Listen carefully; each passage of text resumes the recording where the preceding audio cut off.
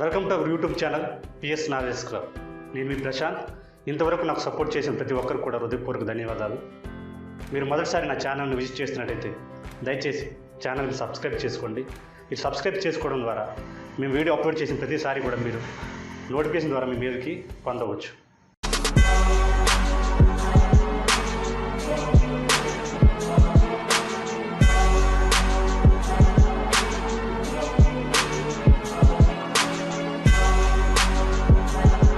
Today's word insistence, INSISTENCE, insistence. This is also a noun. ఇది కూడా ఒక నౌనే.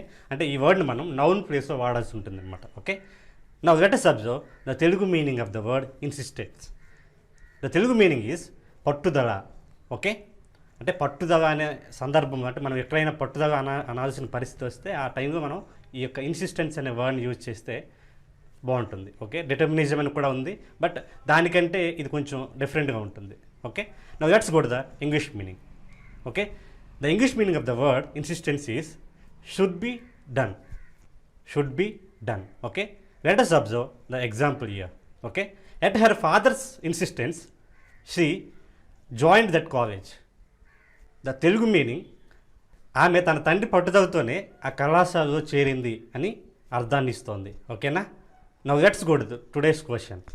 Our today's question, నవ్వించే వాయువు ఏది? Let us observe the question in English version. Okay, which gas is called laughing gas? Now you can guess the answer. Yes, the answer is nitrate oxide. Thank you for watching. ఈ video కానీ మీకు నచ్చినట్లయితే like చేయండి, share చేయండి, subscribe చేసుకోవడం మాత్రం మర్చిపోకండి. Let us meet again in the next video.